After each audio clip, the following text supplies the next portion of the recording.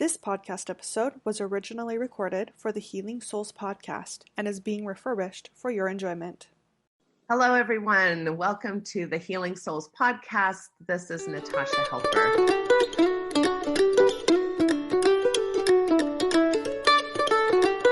I am super excited for my guest today, and my guest is Analiesa Leonhardt. And I just kind of hit her up a few days ago and said, please, please, please come on. And you were so kind to just kind of say, okay, I'll take this risk with this person I don't know very well. So thank you. You're welcome. Thank you, Natasha.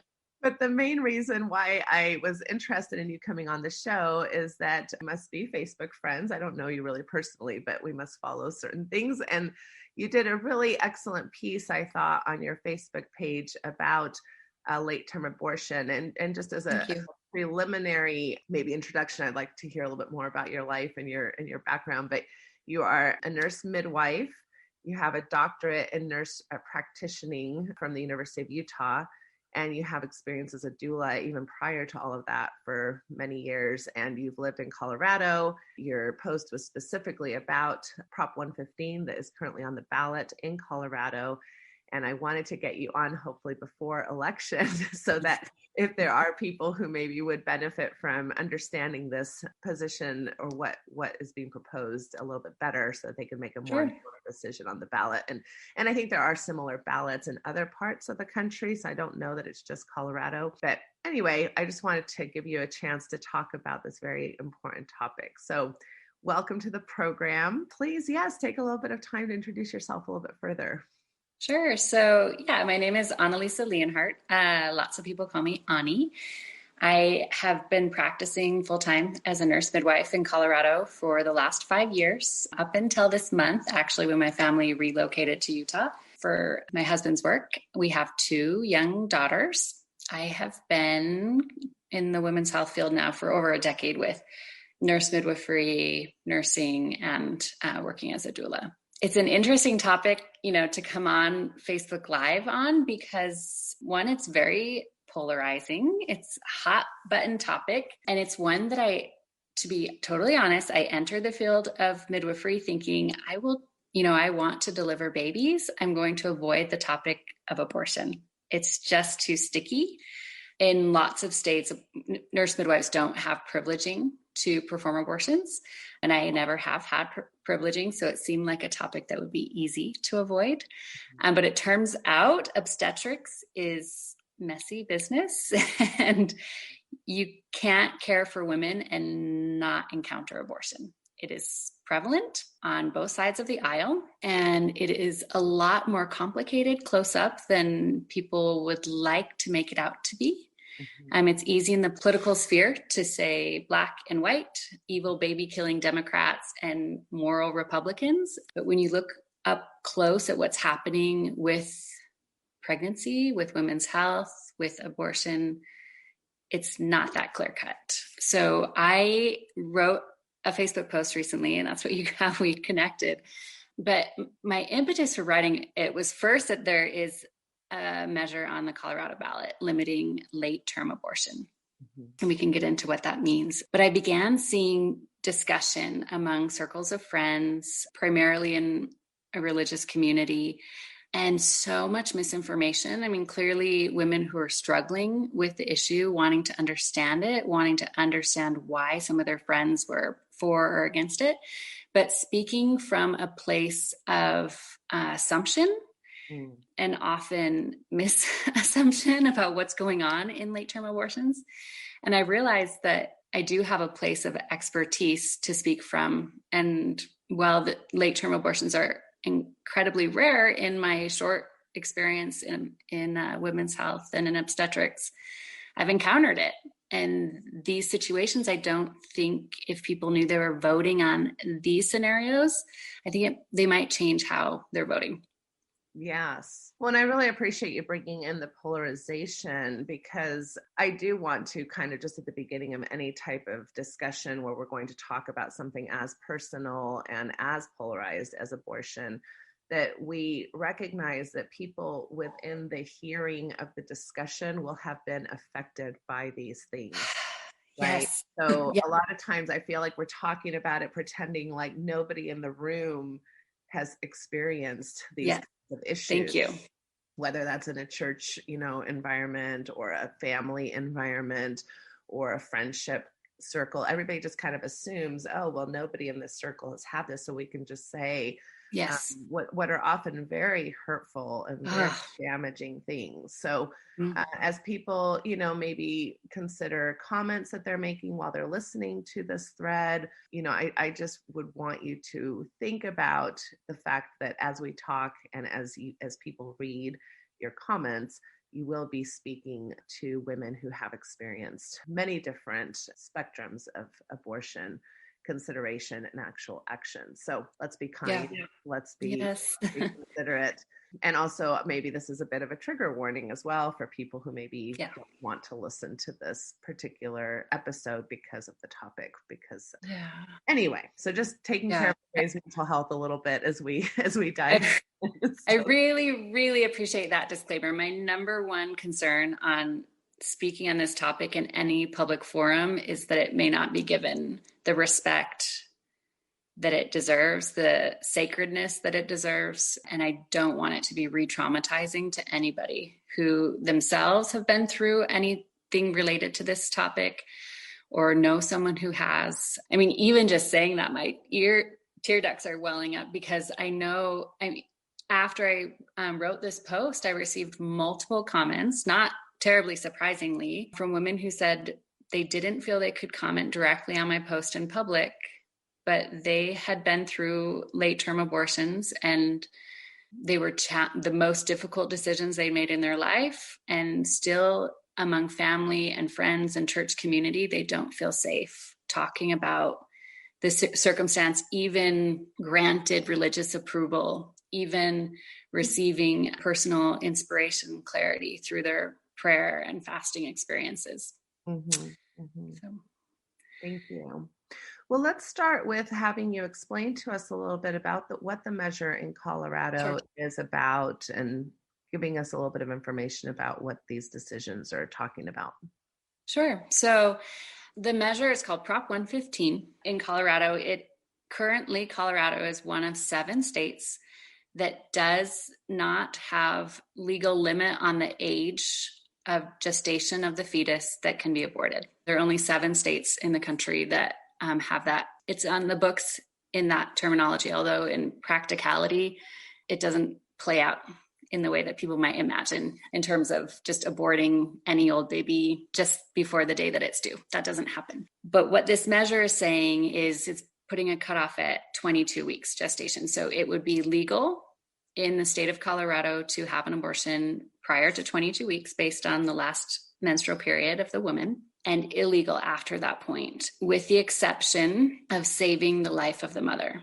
No other exceptions. And I think those voting for it would say, well, that sounds pretty reasonable. 22 weeks is a lot of time to make this decision. And who are these irresponsible people anyway, who are, I'm saying this facetiously, that would wait until that point anyway to abort their baby. It feels humane. It's the cutoff there is a range that any scientist or obstetrician or fetal medicine expert might say is a viable age. So we're saying not after the age of viability. Meaning that babies who are delivered at 22 weeks have a chance of survival and premature type births is what you're meaning. Mm-hmm. Yeah, and that's quite nuanced to even say that. Mm-hmm. So if someone were just spontaneously going into labor at 22 weeks, we would have a very serious conversation with them about letting the baby pass, which no baby at 22 weeks will breathe on their own. They're going to need substantial resuscitative efforts and extensive stay in a NICU. And we would have neonatal providers consult the family if enough time on, what this decision is that they're making. So 22 weeks is quite early. Mm-hmm. Mm-hmm. So another definition that I think is important to understand, late-term abortion is a political term. In obstetrics, in medicine, no one's using that term. It's not very specific. And late term in obstetrics means past your due date. So 41 weeks, 42 weeks, 43 weeks in gestation. 22 weeks is, about the halfway point in a pregnancy. Yeah. Yeah. So basically, like you said, some people might assume that this means that, even though the baby could be delivered and live a healthy, normal life, people are choosing at the last minute to abort a baby due to personal reasons. I'm not prepared, or I don't want this child, or things like that. And you're saying that that isn't even happening to begin with. And so what would happen, even in Colorado, even with this generous law, if a woman was requesting or agreeing to a termination for her medical needs, for medical issues in the baby, it would pass through an ethics board in the hospital. You have to find a medical team who would agree to it. Considering HIPAA, I have to be careful about experiences that I've been a part of, but it is quite difficult, even in Colorado, to get an abortion after 24 weeks. There are very few providers, and they need to be quite extreme situations for them to pass through an ethics board in a hospital. So it's not like these rogue doctors just say, a woman enters a hospital, she's in labor and says, I don't want this baby. And they're like, sure, we'll just abort it. That is not happening. What we would do is deliver the baby. If the woman didn't want the baby at that point, which is still pejorative language, we would place the baby into foster care or an adoption system. So a lot of the conversations that I see on Facebook of like, why are people even doing this, could be clarified just by understanding what's really happening. The doctors and midwives that I have worked with in 2 different states are incredibly respectful of human life. These things, when they come up late term in pregnancy, there are extensive conversations. There's referrals to other experts. There's multiple ultrasounds serially done with different technology. We can do advanced genetic testing, try to get the best understanding of what's happening in this situation. And I'll tell you, some of these scenarios are so rare that they're the first time I'm hearing about them when they occur in my patient. Mm-hmm. And we're all going online to find out, like, who else has this happened to? What are the chances of survival? What is this picture looking like? And it is a gift as a provider to be able to just focus on this woman's story, the family story, her health, the baby's health, the resources available to us, and not also bring in a story of, and now you must make this decision within the next week, within the next 10 days, because then it becomes illegal, which that's the catcher for me in this measure, is it would really infringe on my ability to provide the best care for my patients and my patients' abilities to make the best nuanced decision for their health and for their family. One thing that often comes up when talking about a baby that may receive this diagnosis of incompatible with life is the mother's age. So in multiple cases, I've seen moms who are older, late 30s, early 40s, want to mother, and their excruciating decision to terminate this pregnancy is out of their desire to have time, a chance at an attempt at another healthy pregnancy. Mm-hmm. So sometimes there's this assumption that, people who are getting abortions and terminating pregnancies don't value life, don't hold it sacred, don't want the burden of being a mother. And it's just not true. Yeah. I mean, so many things that you just touched on. One is, I doubt many people even realize or recognize that a lot of these hospitals or clinics have ethical boards. People come in, there's a team approach to these types of decisions.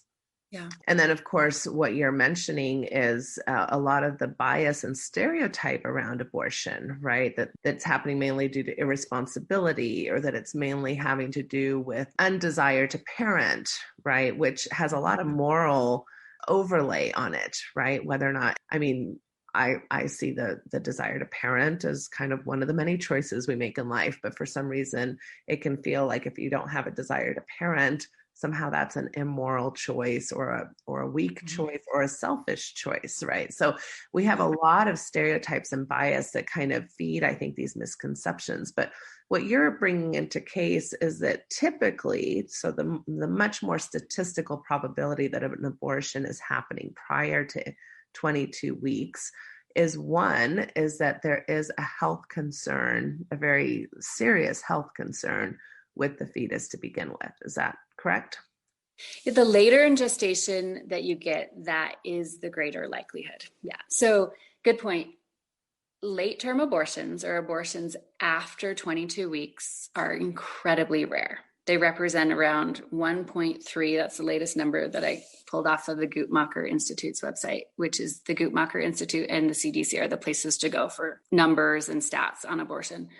So they're incredibly rare.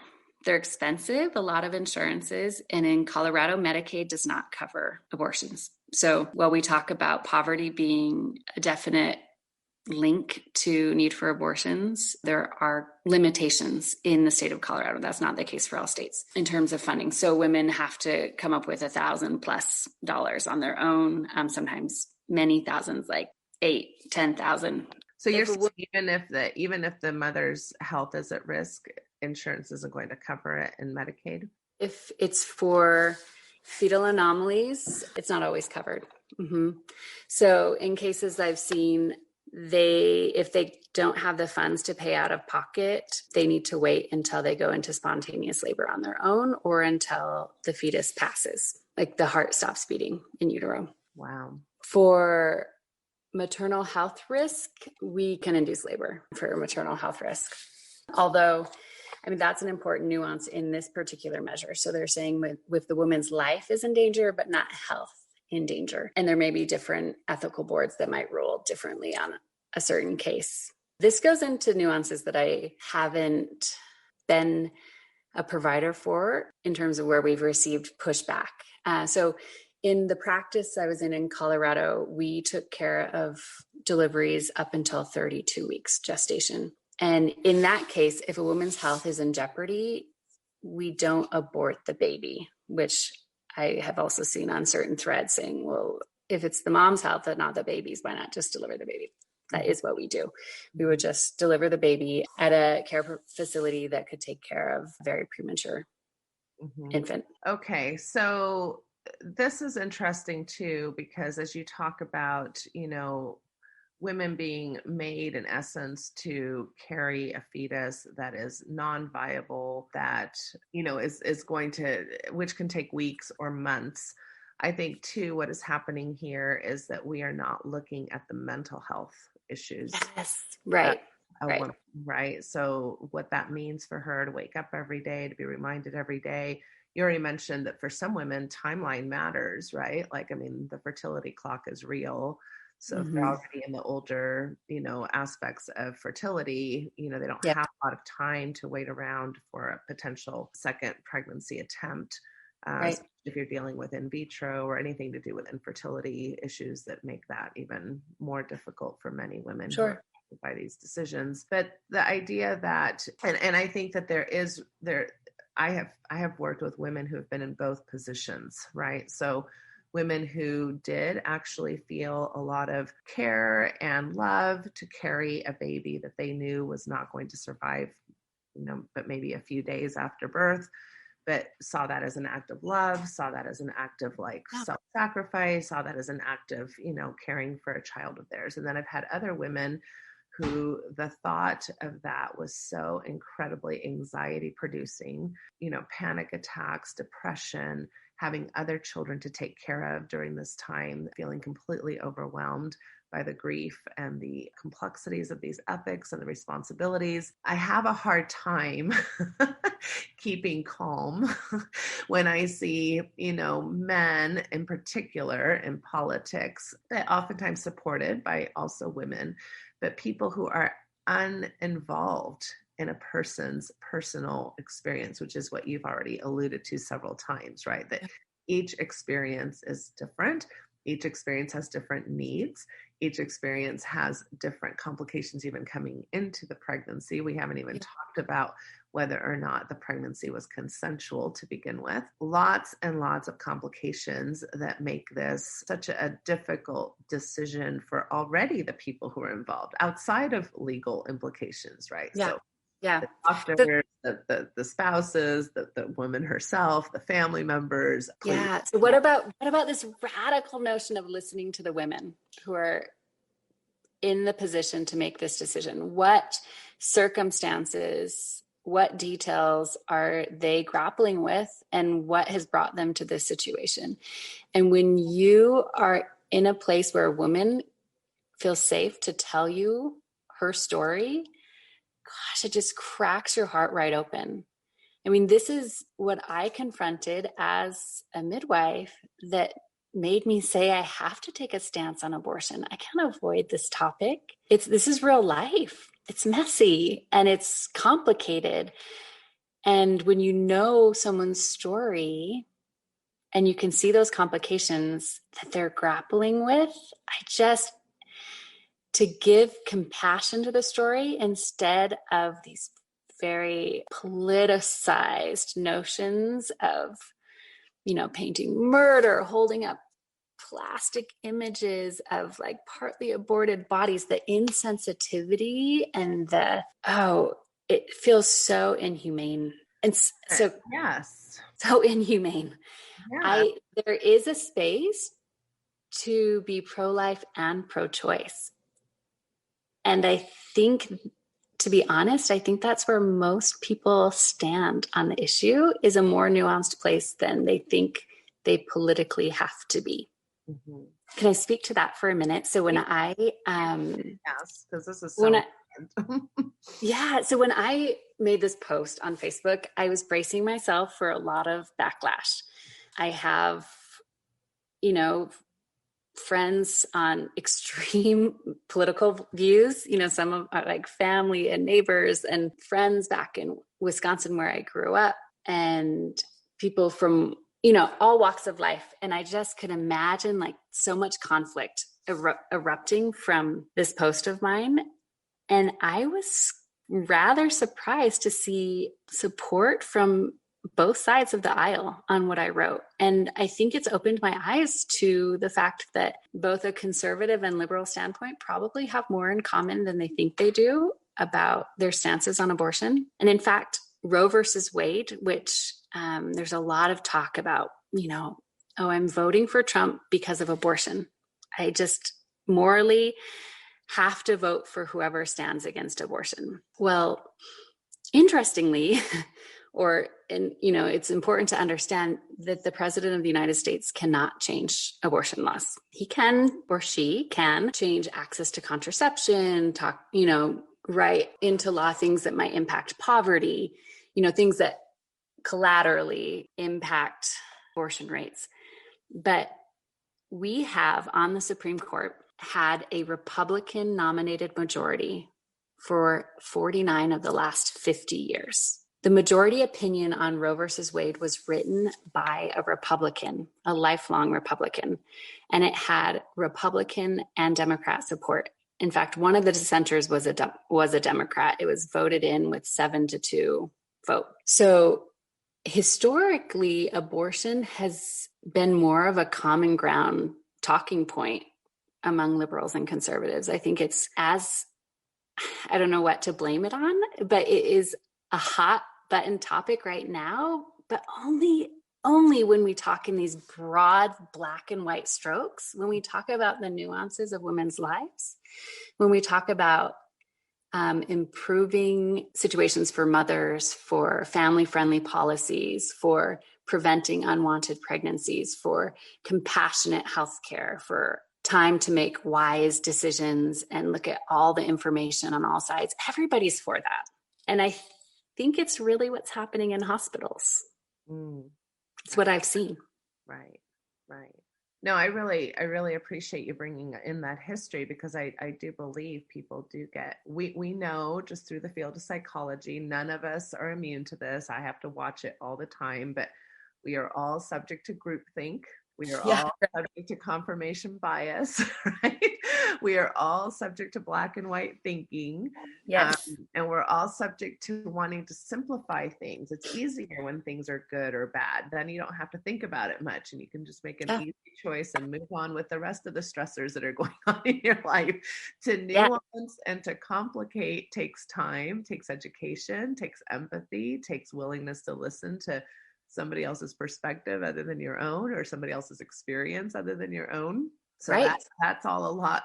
When you've got like kids clamoring for food and you've got a job to go to and you've got tons of things to do in your life, it's hard sometimes on these political fronts to really take the time to dig in and be a little bit more complicated. But one of the things that you brought up that I'd like for you to talk about a little bit is just the 22 weeks in general. You said, you said 22 weeks is not a lot of time to make this decision, because often people do not become aware their baby has a lethal problem until the 20-week anatomy ultrasound, and sometimes much later. So can you talk a little bit about the idea that this isn't a lot of time to make decisions? Kind of alluding to before, when you said, well, you only have a week to decide this very complex before it becomes quote unquote illegal. Mm-hmm. Right. So the standard gestation in a pregnancy to do the full anatomy survey, looking at brain, heart, lungs, kidneys, all the major organs, limbs, is 20 weeks. Typically, a person or couple having a baby is going into that ultrasound thinking, I can't wait to know if it's a boy or a girl. And so they go into this ultrasound eager to just see their sweet baby, and then they're hit with this information. Things don't look normal. I have some concerns about what we're finding on this ultrasound.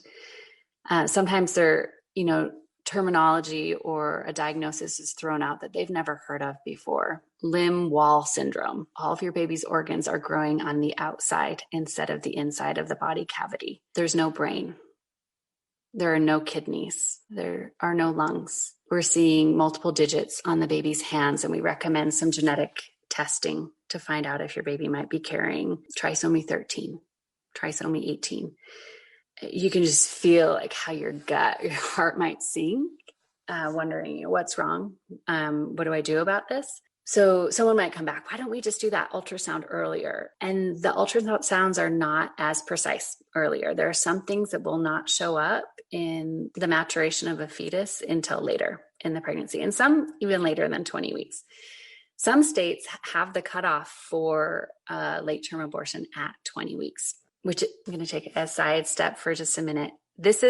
So you might say, well, this is in Colorado. I'm not in Colorado and I can't vote on it.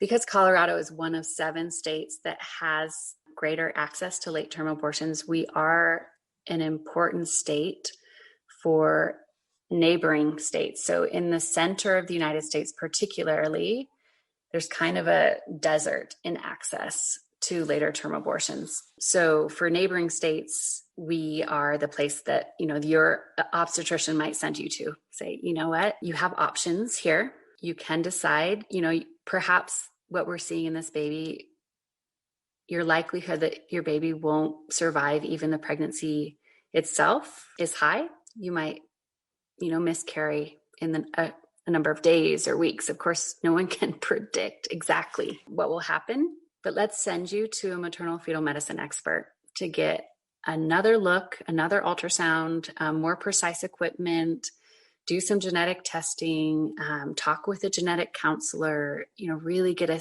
sense of what's going on. And then we can talk about what does this look like in terms of baby's quality of life at birth, if they even survive the birth process. And if our state doesn't allow for an abortion at this gestation, wherever we're talking with this theoretical situation, I can tell you who you can travel to see if you decide to terminate the pregnancy. If you're not terminating the pregnancy, we can talk about palliative care in this scenario.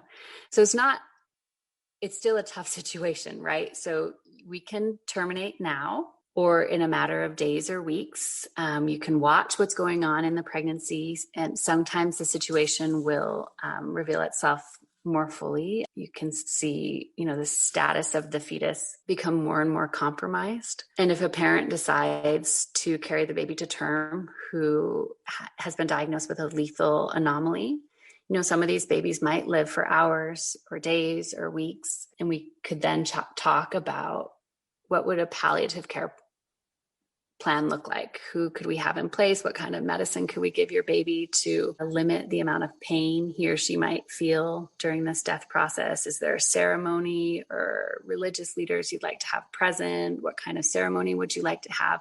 And of course, we could have a ceremony at 22 weeks, at 35 weeks, at 40 weeks, whenever this takes place. It's maddening to me to think about our country being a space where, depending on where you live, to the state, that you do not have access to some of the services. That is maddening in of itself to me. And another reason that you slightly mentioned that people may not know, or that, 20, 22 weeks may not be very far along, is we really haven't talked much about sexual assault, and many victims of rape, incest are dealing with a lot of mental health challenges in the first few weeks. Some women will kind of deny that anything even happened, won't even talk about it, are just trying to put one step forward every day. They're not even necessarily aware that they've become pregnant, or even if they are somewhat aware, they don't want to deal with it. They just kind of are putting it off. Do you want to talk a little bit about those complications as well from sexual violence perspective? Yeah. So someone who's been through trauma, whether that was what led to this particular pregnancy or just that they've been through trauma in the past, they might be dealing with some disconnect with their body. But even women who are very connected with their body may not realize they're pregnant for many months into the pregnancy. Maybe they've always had irregular periods. Maybe they just started a new medication that is causing weight gain. Maybe they're breastfeeding their baby and they're dealing with nausea and sleeplessness anyway, or they are avoiding it. It's scary. I was raped by a family member, or, this traumatic situation. I don't want to deal with it right now. Maybe it will just go away. Maybe hoping that they will just miscarry like other people have, like they have in the past. When someone in this situation walks into a healthcare facility, I want them to be met with an abundance of compassion, with resources to help them out, with access to great contraception if they want it, and not, combing through the internet to find out, how do I just end this myself? Before Roe versus Wade, when abortion was illegal, the number was something like 1 in 4 women in a lifetime would have had an abortion. And it was a substantial contributor to maternal morbidity and maternal death. I mean, these hemorrhages from self-induced abortions, they're just atrocious stories. And what we see in areas of the United States and in areas of the world where there's poor access to reproductive health care, poor access to contraception, poor access to healthcare in general, there are greater proportions of abortions and worse outcomes. So Roe versus Wade allows us the humanity of safe and legal abortions for those who need them, saves maternal lives as well. Yes. So let's talk about, and another area of sexual violence I just want to talk about is also spousal sexual violence, because domestic violence oftentimes is a reason why a woman may want to consider abortion. She's afraid for her life, afraid for her baby's life, afraid for her current children's life, and may have been forced to have a sexual experience where she ended. So, again, studies show that abuse increases during pregnancies. If someone is in an abusive relationship, it tends to increase during a pregnancy and can increase afterwards. So yes, it can be a definite safety issue. And so just talking about, if the mom's at risk for death, then that's a fine reason for an abortion, but at risk for mental health, emotional health, physical safety. This even takes into effect someone who's been diagnosed with cancer, and can she start cancer treatment? Should she continue the pregnancy and risk that the cancer gets worse, or terminate the pregnancy now so she can get treated? I mean, that is not allowed for under this new this proposition on the Colorado ballot right now. Oh my goodness. Okay. So pivoting just a little bit, it seems to me like in this country, we actually have quite a bit of nuance in thinking about life and death on many other fronts. So, yeah. For example, we consistently support military efforts, and we do that through those military efforts kill both soldiers of other countries, and of course civilians are always, kind of part of the mix of that. And we seem to be able to deal with this nuance from this stance of self-protection, country protection, right? Freedom of rights, protecting anytime you're going to deal with any type of life loss, there has to be an ethical type of wrestling that we're all doing within our own minds, right? And I'm sure, just like on abortion, military intervention is also something that people agree and disagree on. We have laws in this country where, if somebody comes into your home and you have a firearm, you are allowed to self-defend, self-protect yourself, and actually kill another human being, that you are feeling an attack with. This goes awry often in our country, as we have seen recently with many of our political upheaval. And it also, runs into a lot of discrimination issues and things of that, because ideas of who we feel are safe or when we feel like we are under threat can vary dramatically, and on lots of very complicated issues, mainly race and culture and things of that nature. We also seem to just be comfortable with even risks of like gun ownership. Like we know, that kids will oftentimes die of an accidental gun going off, or little kids playing with guns or things of that nature. And we seem to be okay with a certain level of risk. School shootings, a lot of the things that we've seen in our country where many, many lives have been lost due to inappropriate use of guns. But, many of people who, it seems interesting to me that not to, do wide sweeping brushes, but many people who would vote against abortion rights seem to be also aligned with the same political party, where they are very comfortable with gun rights and self-protection rights and military interventions, which all have to do with life, along with penal codes, that have to do with being able to take a person's life due to criminal action, things of those natures. So this seems very difficult for me because, everything that we've been talking about at this point is self-protection of the woman having the baby. And I'm not sure that we even talk about pregnancy correctly. I think pregnancy just seems to be this kind of thing that, because it does happen a lot, we just normalize, and we're like, well, every woman probably will have a baby at some point or another. But pregnancy and having a child is a life-threatening condition. And I had a doctor tell me that once, and it made me think. It's a life-threatening condition. Women lose their lives to childbearing to this day all the time. And in this country, we have some actually very embarrassing, horrible statistics that you are correct. black women are losing their life to child rearing or childbearing at a much higher level than more likely. Yeah. So this isn't you got knocked up, you better, cowboy up and have your baby, little girl, type of. This is a life-threatening condition. We know even if you survive, which, a high majority of us do survive childbearing these days, thank goodness, but it does change your entire body structure in ways that really never go back.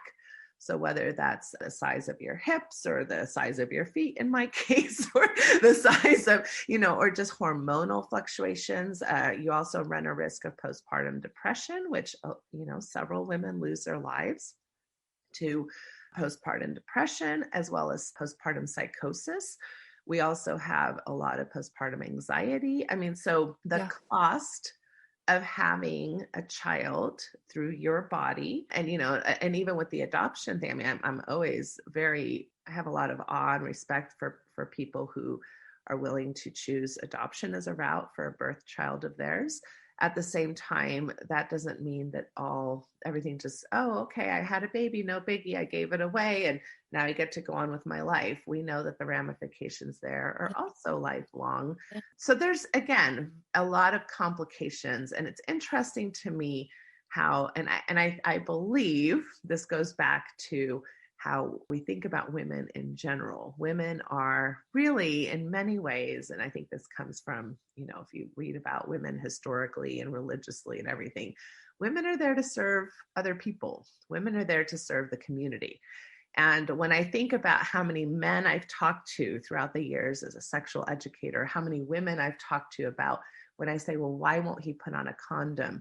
Well, he doesn't like how the condom makes him feel during a sexual activity. So again, men in general, not to, again, like be a man hater. I love men. I have many wonderful men in my life, but in general, it's been interesting the level of comfort that men are willing to advocate for themselves, whether it's vasectomy, they get this face like, oh no, I can't get a vasectomy, you can't touch me or hurt me down there, or a condom may, somewhat interfere with my quality of sex life.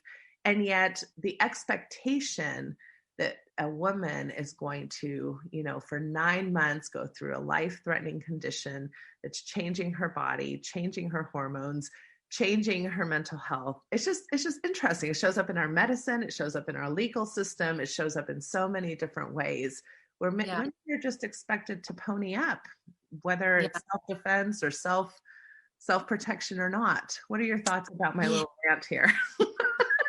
I feel like I'm on a little rant. I appreciate it. So even the situation of IVF, in vitro fertilization. So a couple creating a bunch of embryos, sometimes freezing them for the future potential of having a pregnancy. When they're done having babies, what happens to those embryos? What do we do with them? So these nuances of like, what is sacred?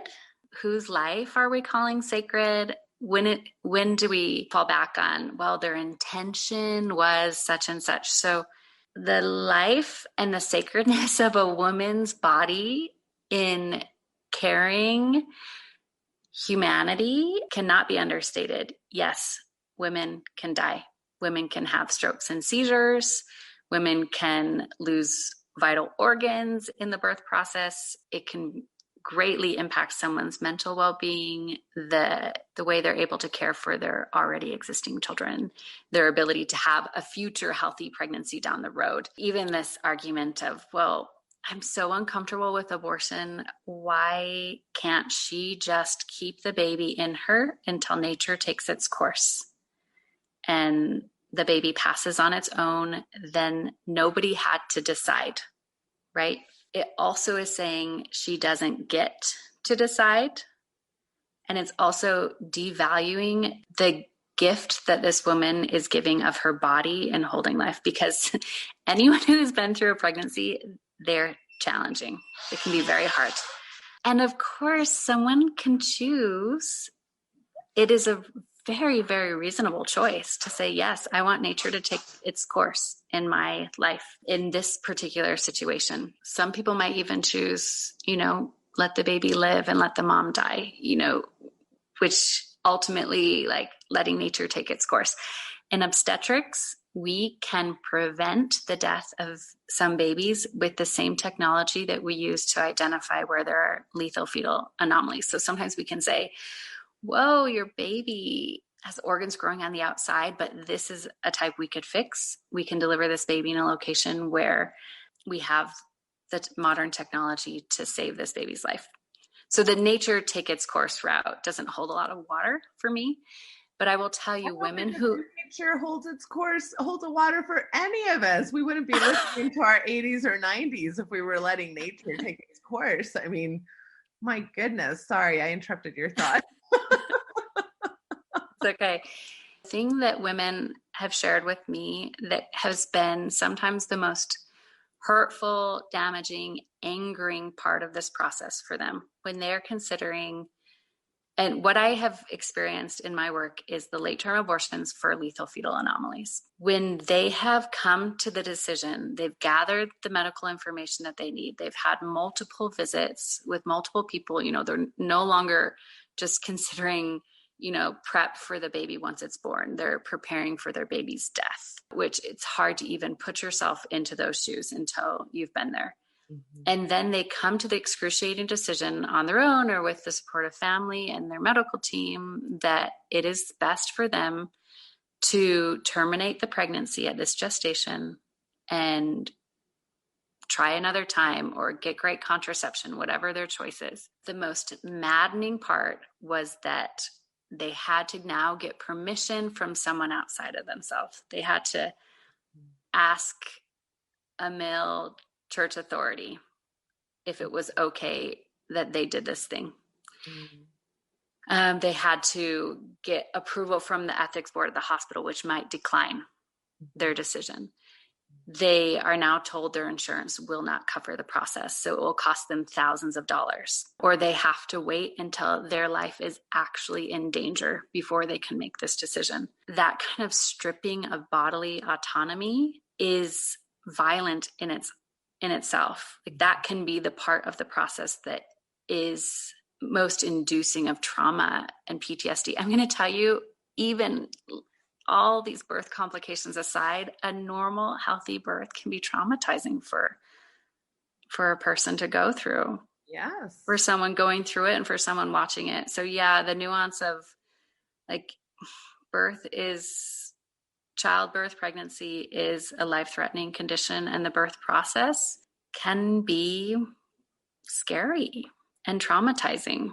It's just so much more traumatized. I went through it 4 times and I feel traumatized by it every time.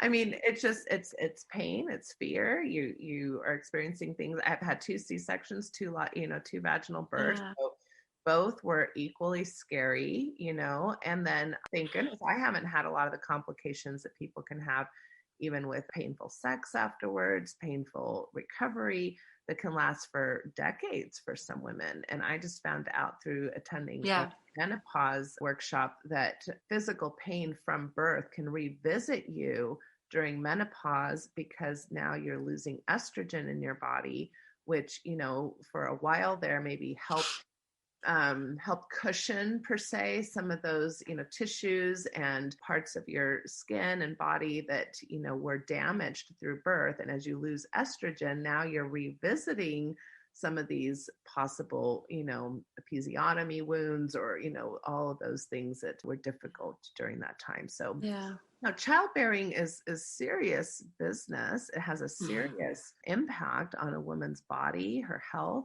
forever. It's not even during those times. So not to scare people away from having children, but I always feel like when I talk about my own birthing stuff, I'm like giving unnecessary birth control. But I do think education and being, cognizant of what we're asking of people. Yeah. And why men are involved in these decisions at all when they have not experienced or will not experience. I believe these boards should be really more female driven, Yeah. So, I mean, I would say read women's stories, listen to women's stories. And in general, what I see in terms of my values of holding sacred human life, I would like to see the number of abortions decline, and they have been. They have been steadily declining since, they're much lower today than they were prior to Roe v. Wade. It seems we hit a peak in the 1990s, 1.5 million, depending on the stats you read, abortions in a year, around 800,000 last year. So they're steadily declining. When we analyze why they're declining, there are some confounding factors, like some legalization has, stricter legal access to abortions is a player. And I think that is a player in slightly declining the numbers, according to analyses. But the greatest way to drop abortions is to decrease unwanted pregnancies.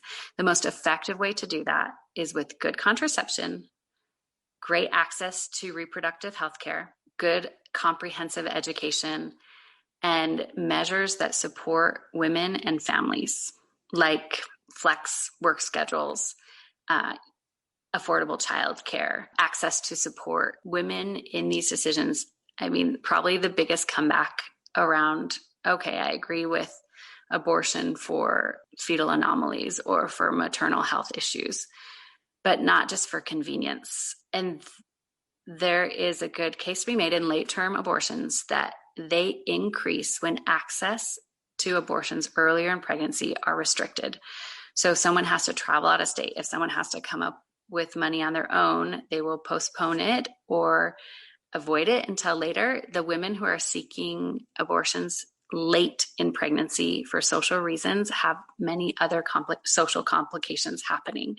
So let's work on that level. Poverty, abuse, addiction, trauma, mental health, homelessness, violence, gender equality, loneliness, lack of education, lack of connection to resources, poor internet access. I mean, there are lots of ways that we could support people to make healthier, wiser decisions. There is not just, I would say, a moral stance to take that's about lowering abortions. Everybody would like to see fewer abortions because it's a traumatic situation to be in, to have an unwanted pregnancy for a lot of women.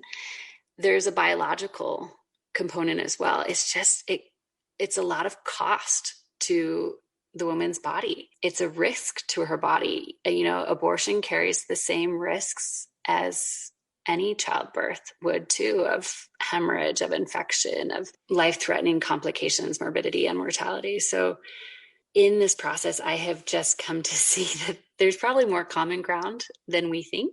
And a lot of the problems have to do with not listening to women and not supporting women, like you've brought up.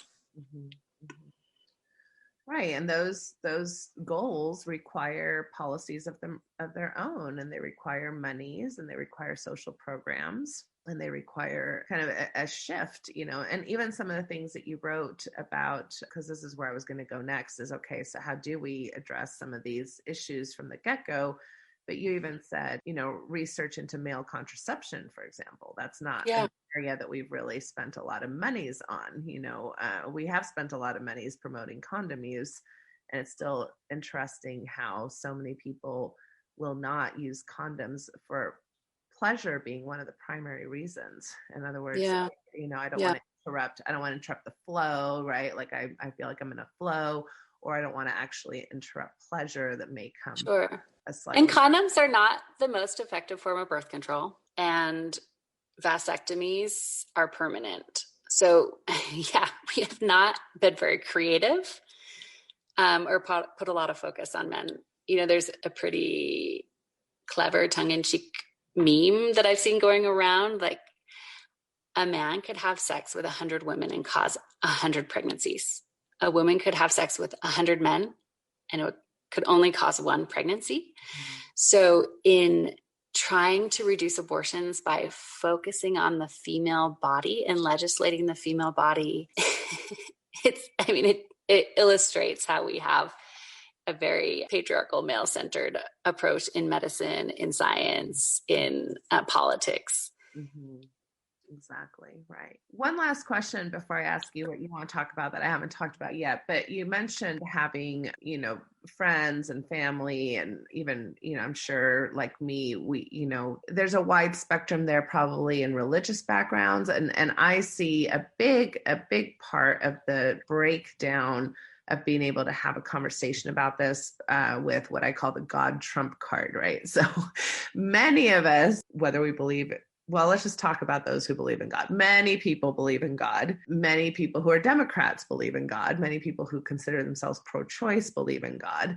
And of course, a lot of the pro-life, you know, people who talk about things from that perspective.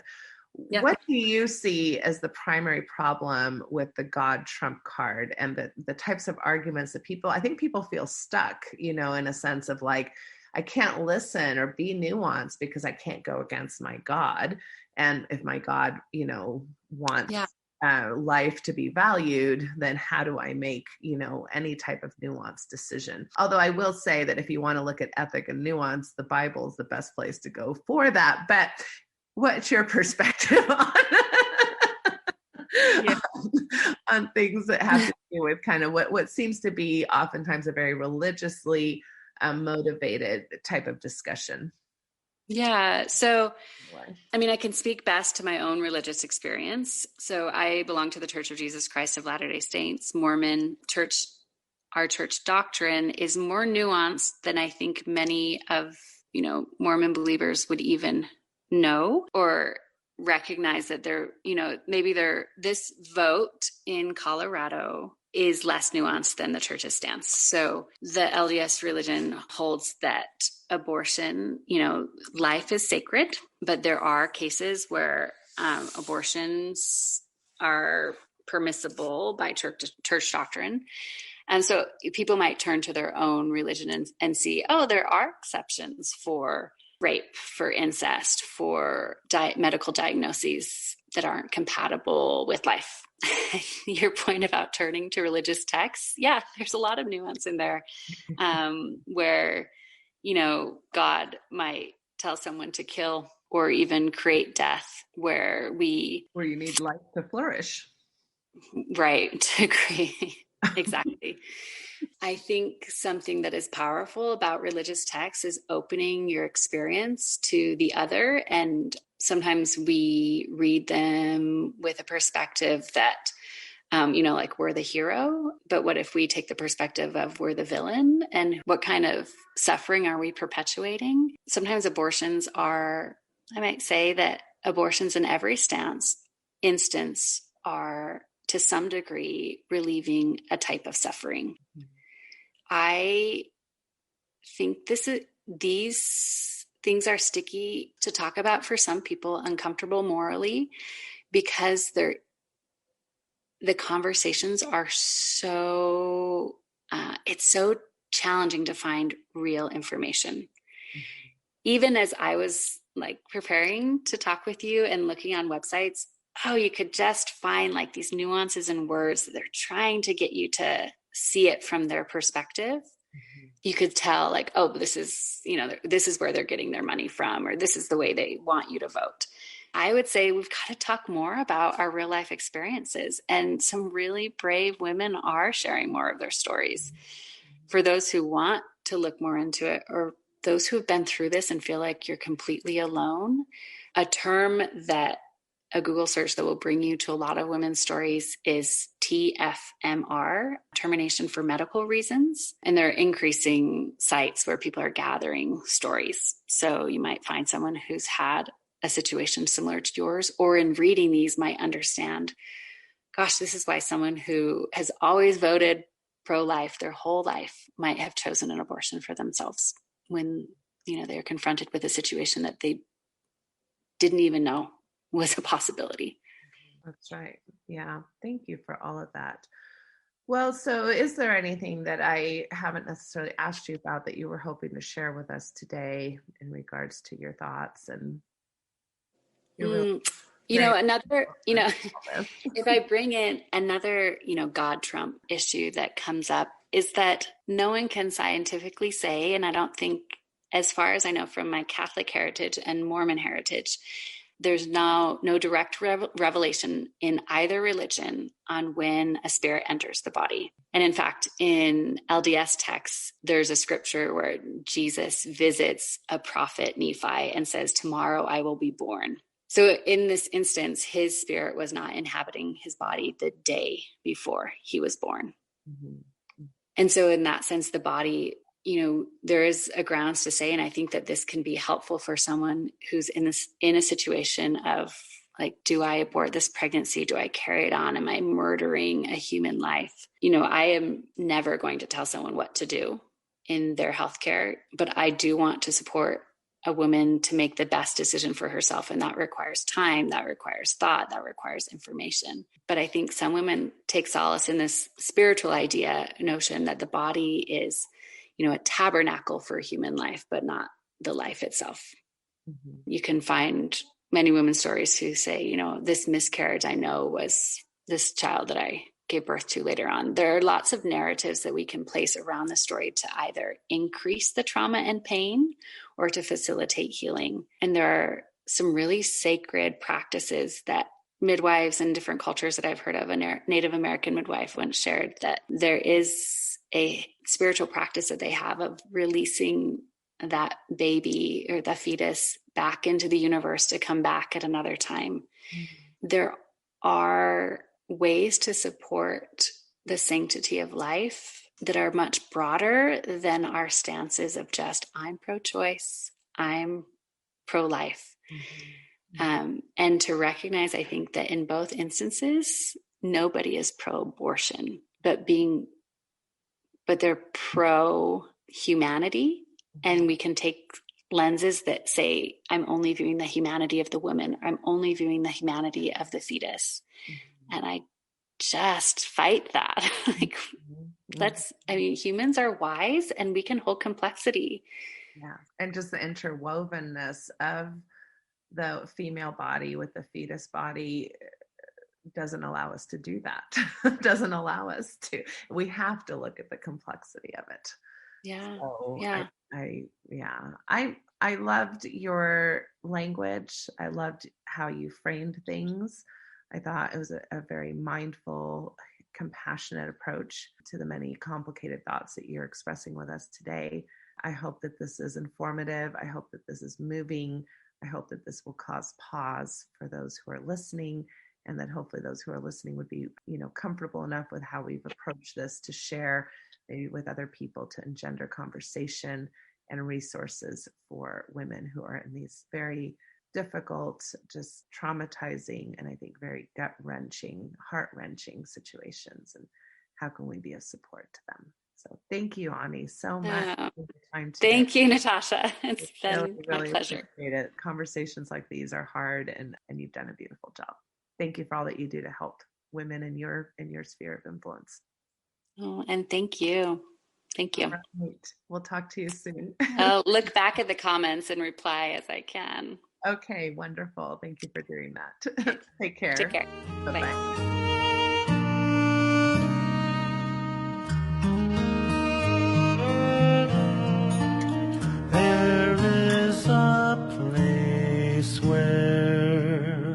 Time slows to nature's pace, and there is space there to find yourself in her embrace. Some places should be left alone.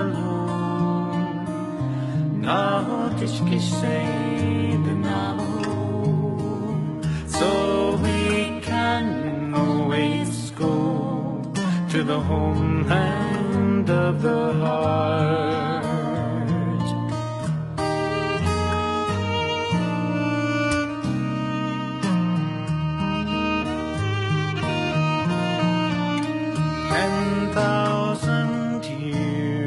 Of our human history etched on her canyon halls, alongside Earth's mysteries. Some places should be left alone.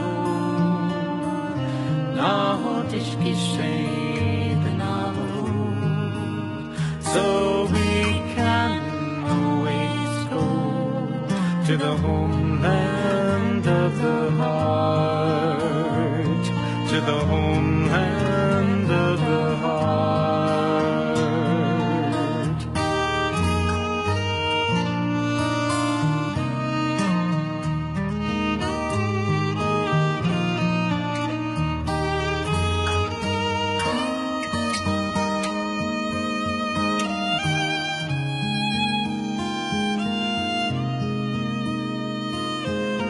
Deep in our cities,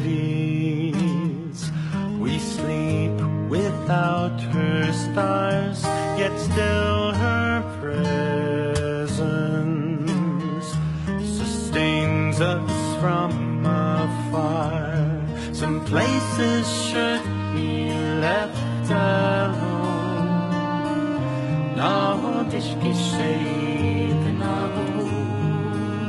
So we can always go to the homeland of the heart, to the home hand of the heart, to the home hand